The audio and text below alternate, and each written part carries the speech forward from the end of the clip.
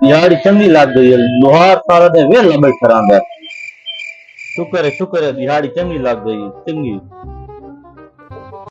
यार सवेर का बैठा बाकी कोई नहीं आया। डॉक्टर की दुकान ते भरी खलोती है, लाइना लगियां खलोतियां। ओ क्यों ना मैं काम नहीं छुड़े ना, छोड़ के तो भाई मैं डॉक्टर की दुकान बनाई। डॉक्टर तो बहुत पैसा कमा रहे हैं भाई, वो काम करेंगे।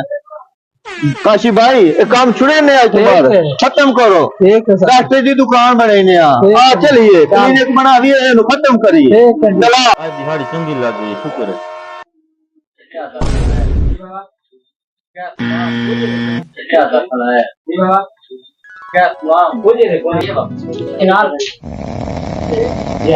हाँ काफी है। आप हेलो डॉक्टर ने चेक कराएं, तेरी तबीयत वाला खराब है। अस्सलाम वालेकुम डॉक्टर साहब। मसला